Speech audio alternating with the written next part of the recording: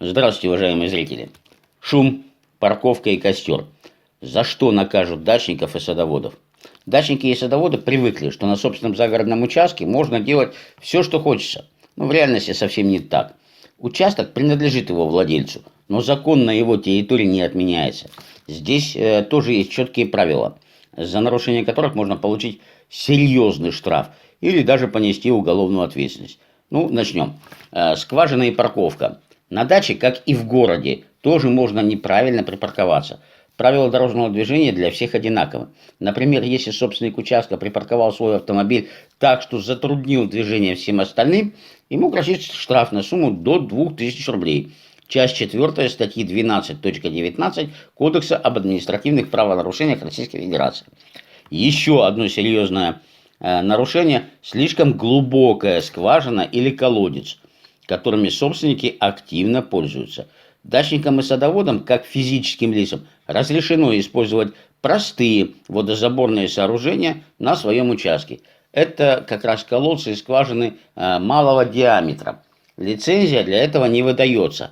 Однако необходимо соблюдать требования извлекать подземные воды для собственных нужд в объеме не более 100 кубических метров в сутки и рыть их на глубину не более 5 метров. Первый от поверхности водоносный слой.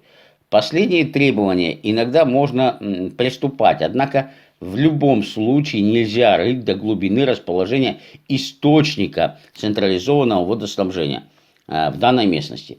Если же ваш колодец или скважина залегает глубже, или вы используете из этих водозаборных сооружений более 100 кубометров воды в сутки, то по статье 7.3 Кодекса об административных правонарушениях Российской Федерации вас могут оштрафовать на сумму от 3 до 5 тысяч рублей. Безопасность и порядок. На своем участке критически важно всегда соблюдать правила противопожарной безопасности, которые, к слову, не так давно изменились. Теперь расстояние между различными источниками огня и любыми постройками стало меньше. По-прежнему правилам ставить мангал, сжигать мусор или траву необходимо было на расстоянии не менее 50 метров до любой постройки, не обязательно жилой, что практически невозможно для большинства владельцев загородных земельных участков. Теперь оно должно составлять не менее 15 метров. Но разжигать огонь нужно в яме, котловане или рве не менее 30 сантиметров в глубину и не менее 1 метра в диаметре. Сжечь что-то в металлическом закрытой емкости можно на дистанции 7,5 метров. Разжигать мангал следует как минимум в 5 метрах от дома, в центре 2-метровой зоны, без колючих материалов или как горючих материалов. За нарушение этих правил административный кодекс предусматривает штраф от 5 до 15 тысяч рублей. А если на участке уже начался пожар, здесь возможна и уголовная ответственность с лишением свободы до 7 лет, если в пожаре погибли 2 или более человек.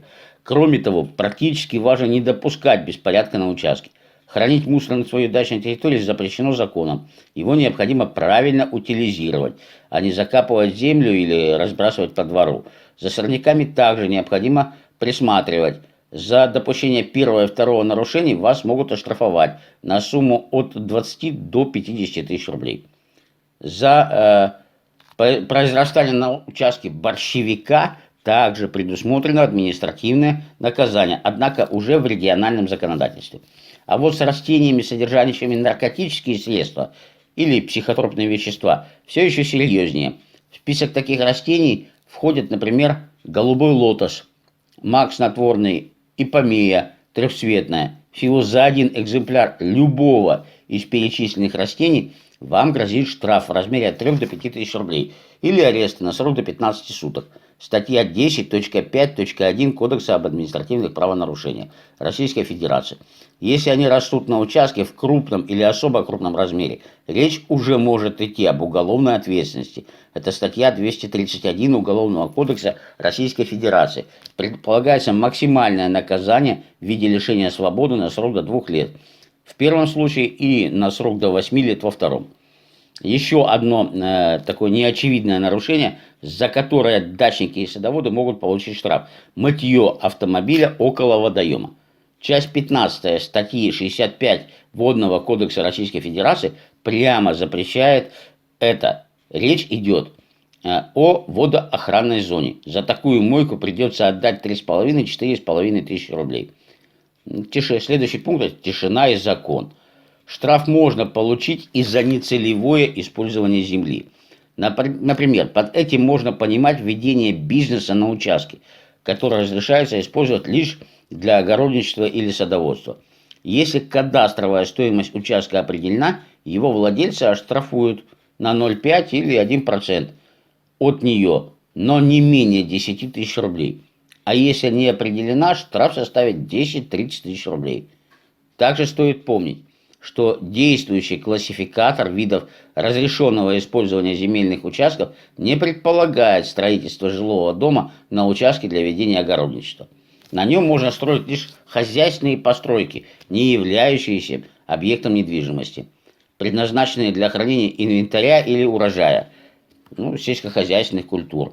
Кстати, штраф за несогласованную постройку, в случае, если такую постройку необходимо было согласовать, составляет от 2 до 5 тысяч рублей. При этом нельзя забывать о целевом использовании земельного участка. Например, садовый дом или жилой дом можно построить только на участке для садоводства или индивидуального жилого строительства. О планируемой постройке необходимо заранее уведомить власть. Нарушение тишины и покоя граждан тоже наказуемо не только в многоквартирных домах. Это довольно распространенный проступок в частном секторе, и однако точные временные интервалы, в которых нельзя шуметь, и конкретные штрафы меняются от региона к региону. Их устанавливают местные власти. К слову, благоприятно на кошельке граждан России может сказаться не только соблюдение всех законодательных норм, но и заблаговременная подготовка к дачному сезону. Я надеюсь, данная информация была вам полезна и интересна. Спасибо большое за внимание, приятного просмотра.